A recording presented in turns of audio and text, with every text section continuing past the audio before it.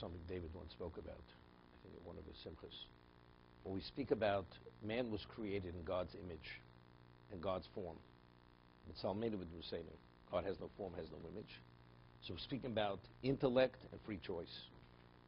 God is the ultimate intelligent being, and the human being is endowed with intelligence. God has choice to do as he pleases. A human being has free choice to do as he pleases, within certain, up to a point, within certain parameters. Okay, so that's how we're in the image of God.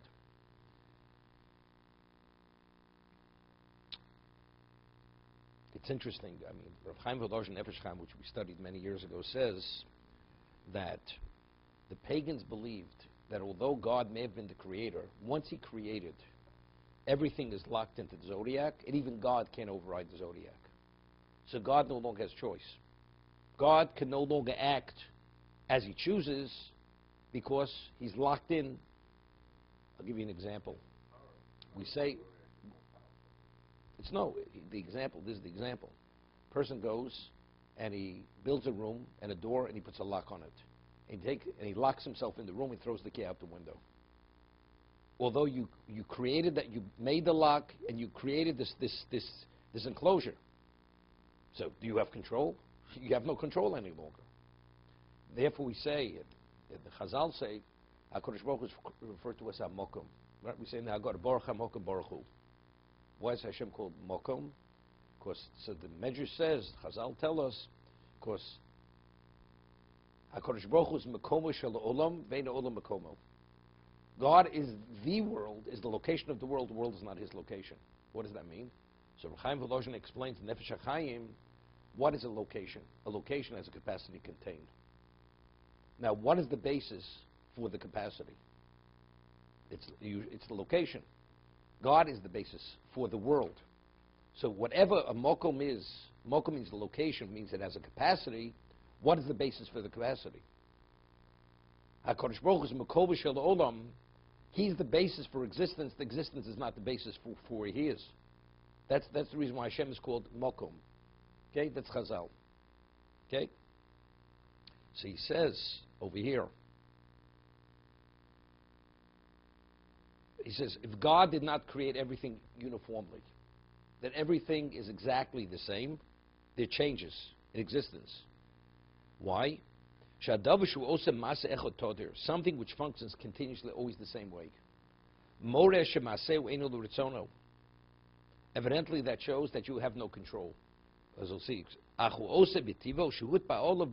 give you an example. Let's say you have an animal, any creature, that functions based on instinct, right? It can't act and behave differently than the instinct dictates. What about a person who has free will? He's erratic. It depends what the free will dictates. You do as you wish. The Gemara says in Bahya that any animal, all animals that procreate at night always give birth at night. Because instinctively, the only time they procreate is at nighttime. Animals that procreate during the daytime will always give birth during the daytime. The human being, which by choice could procreate any time he chooses to, that's why a human being could be born during the day or the night.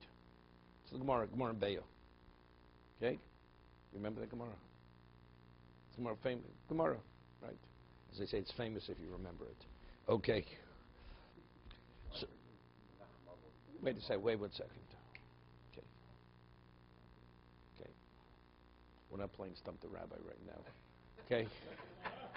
I'm not trying to... I know, I'm not joking. You're getting it's a tangent. I want to focus on what we're talking about over here. Okay?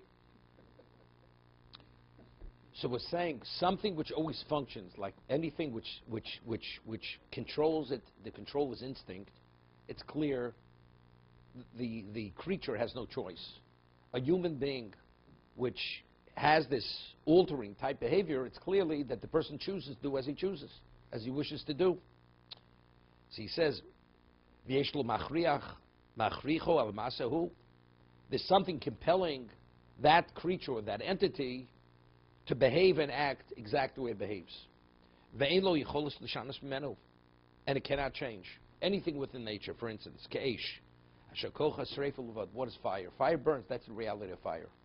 What does water do? It cools down. Water cools or extinguishes. That's a reality in terms of its makeup.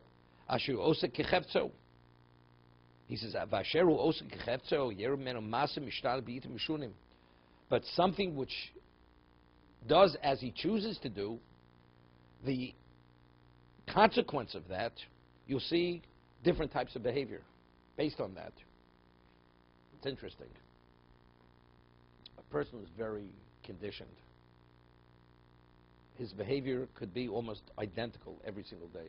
You rise at a certain time, you do, your rituals are identical, and the way you function throughout the day, right? The exact same thing.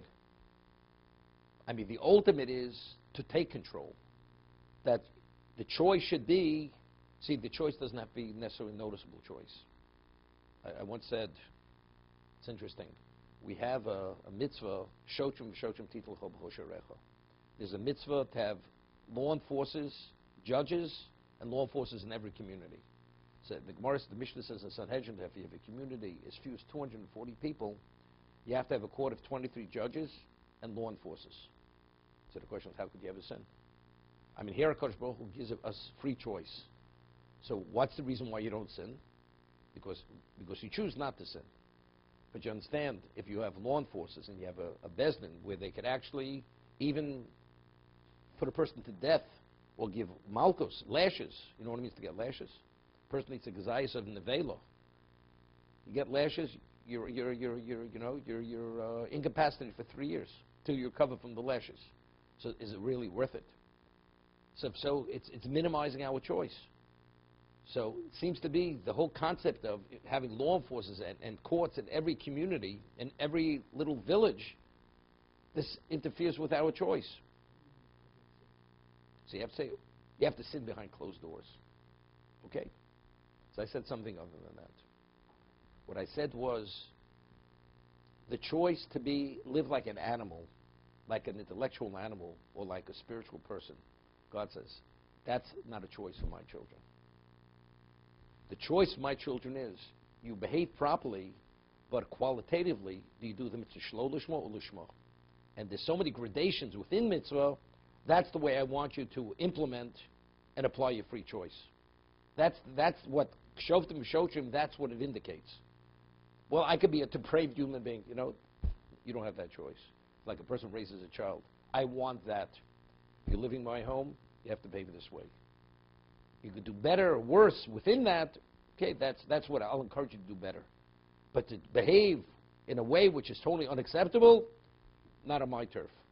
Hashem says, on my turf, you can't behave that way. And if you, there'll be very serious consequences.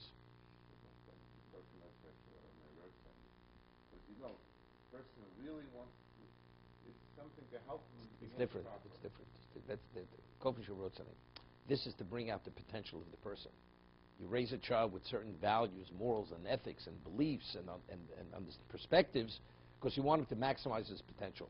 So until a certain point, you will not allow that child to behave differently because you want him to be conditioned and trained to understand something. Although there's always slippage, but the slippage is never out the door. You slip slightly. But if you're never raised that way, and you give him the choice to be anything you want to be, you'll never be anything. Right? You'll just be that intellectual, depraved animal. That's what you turn out to be. Okay. Tell me how you understood it.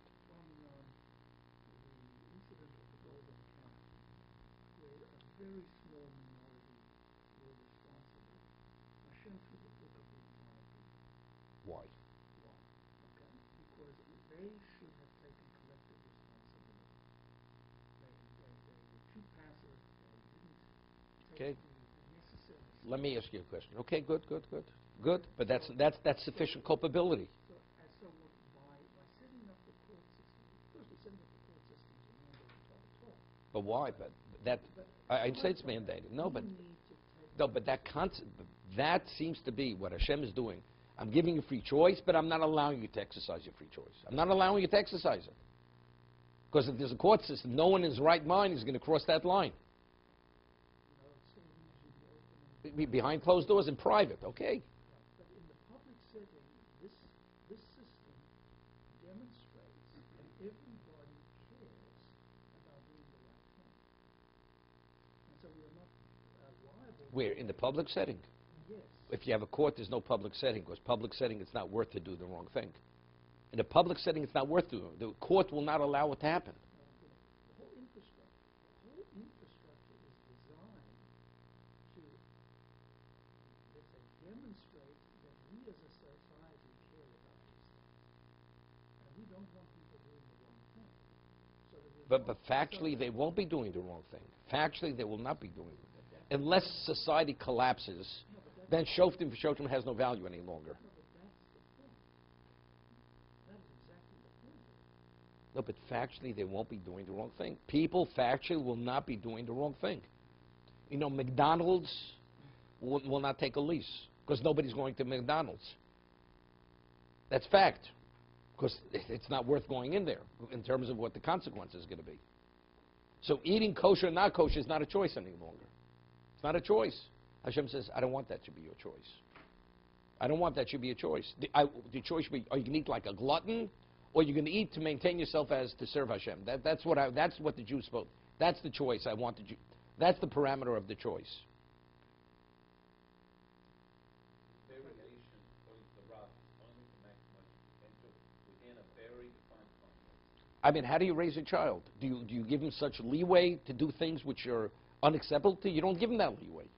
Once he's on his own, you have no control. But if you have control, you're not going to allow it. Even as an adult.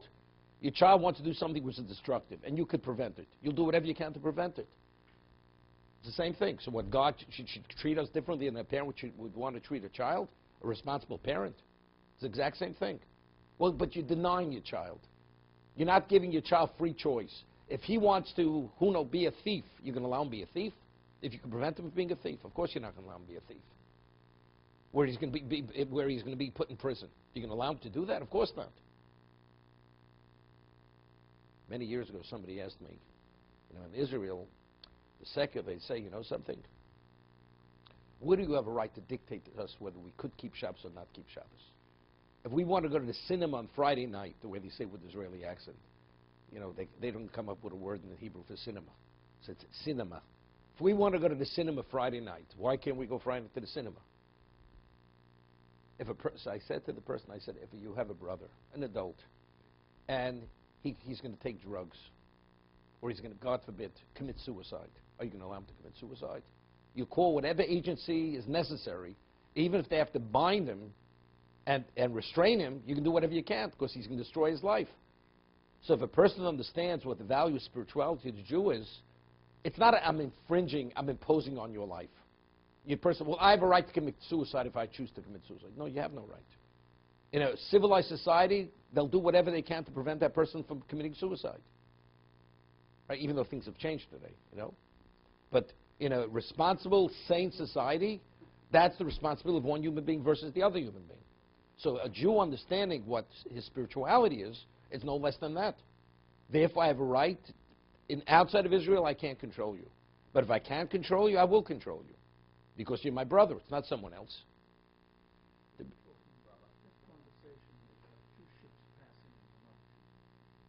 Exactly. Exactly.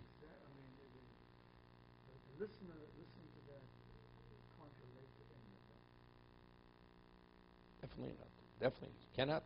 You're right.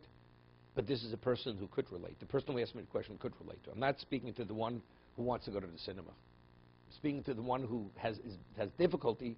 Where do we have a right to infringe and impose our own values on other people? It's not imposed. That's their values. Okay.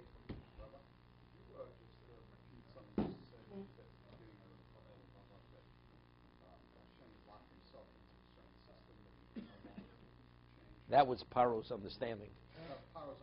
That was his understanding. And therefore he says, since the Zodiac says whatever it says, it's irrelevant what you're saying. So the Makos, what it indicated was God, the words of the Medrash is, he's Meshadid Mazolos. He could actually overturn the Zodiac. He could disrupt the whole function of the Zodiac if he chooses to do so. We need a No, no, no. You don't see that from Abraham. No, you don't. You look at the stars. No, but you don't see it. There he had to change his name. There he did not. There he changed his name. The Zodiac says he's a different person. God did not change the Zodiac there. So it's the only time we see this existence, right? No, not from the Makos. From Makos going forward, you see it. Well, it says there, the Gemara says where he had to pull a star out. He pulled a star out, which caused the flood. Because based on the Zodiac, the flood shouldn't have happened. Nature turned upside down, the whole system. Yeah, but it says there God had to affect the Zodiac. Yeah, that's what he says is the problem. We were saying that Yeah. God can override the system. He overrode the But system. there, yeah. Okay, but again, that already you have to believe that's what he did. There was no one left. There was no witnesses that he did it afterwards. The only one was Noah. They wouldn't have known what was No, Noah could be new. Noah understood that. He understood that. But let's say the future generation, there was a great flood.